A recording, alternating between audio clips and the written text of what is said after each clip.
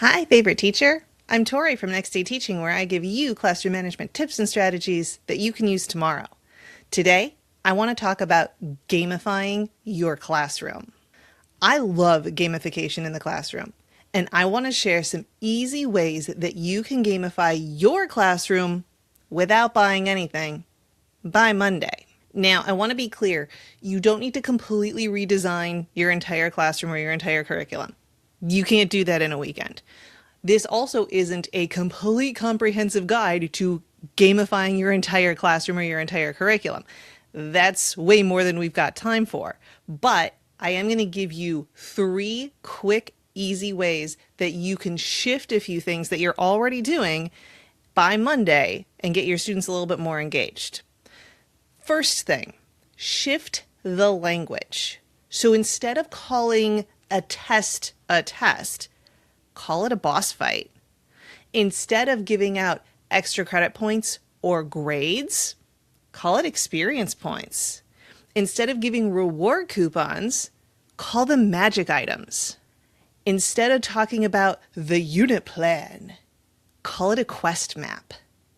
So this works because it's new, it's different. The brain loves novelty. You come into class on Monday and you announce that there's going to be a boss fight on Friday. Watch them sit up. Watch them get engaged. Also, students love games and they don't love school. So by using game language in your classroom, you're sort of meeting them halfway. You're saying, all right, I'm going to bring parts of your world into my world. And as a result, they're going to be more likely to buy into what you are teaching. Second way that you can gamify your classroom by Monday is start awarding experience points.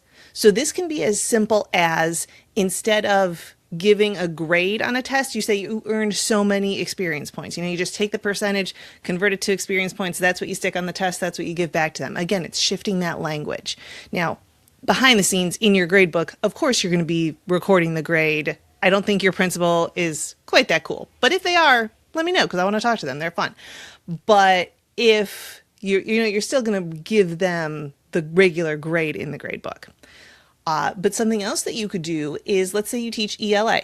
That's what I taught for most of my career. If you, the student, finishes a book, if you finish a book and write a summary about it or tell me a summary, you get 5 experience points. Easy peasy.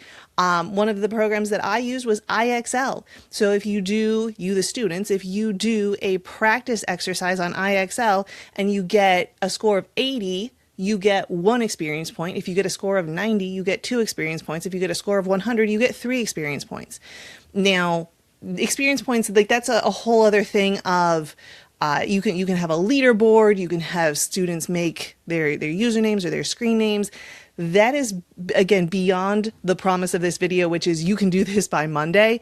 Plus, you got to buy a few things. It's a little bit more involved. So for right now, just see or start thinking about what you could translate into experience points that maybe is also graded or maybe is not graded. It's just a requirement that your students have to do for regular practice, and you need some sort of buy-in.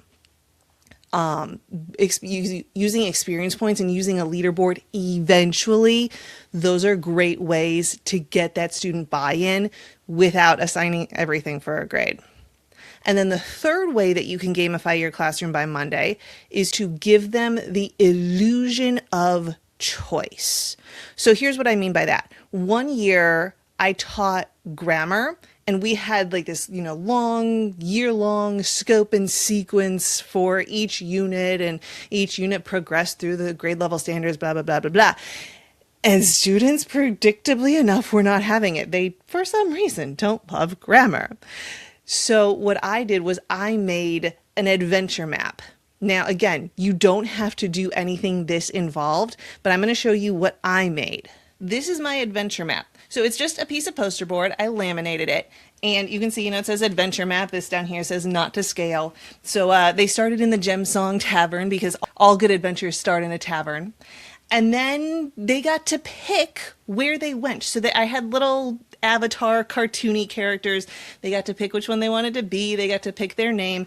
And then they just put it on the Velcro dots. So I would let them pick, okay, do you want to go to the Emerald Caves or the Sapphire Lagoon? Hey, we've already been to the Onyx Mountains. We can't be at Ruby Canyon yet because there's already 2 other classes there and there's only 2 spots available. You could go to the Diamond Desert if you would like. So letting them pick where they went, in their minds, they thought that determined what lesson I taught next or what unit we moved on to.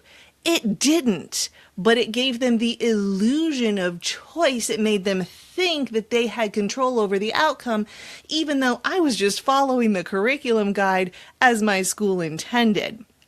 So again, you don't need to do anything this elaborate, but think in your classroom, in your discipline, in your area, what could you give them a choice about when the choice doesn't really matter? It's kind of like, do you want to have class inside or outside? Or like if you're a parent and you've got a toddler who's like, no, I don't want to wear a shirt. Do you want to wear the red shirt or the blue shirt? You're wearing a shirt, but you get to pick the color. We're learning grammar, but you get to pick the location of where we do it. So I hope you got a few ideas for ways that you could gamify your classroom and encourage student engagement today. I'm curious, which one sounds easiest for you? And if you want some personal feedback on your gamification plan, make sure you sign up for my mailing list and then send me an email. We can email back and forth, and I'd love to give you some advice, some feedback, some other ideas on how to gamify your classroom. If you enjoyed this video, please give it a like, consider subscribing, and I hope you have calm transitions and quiet hallways.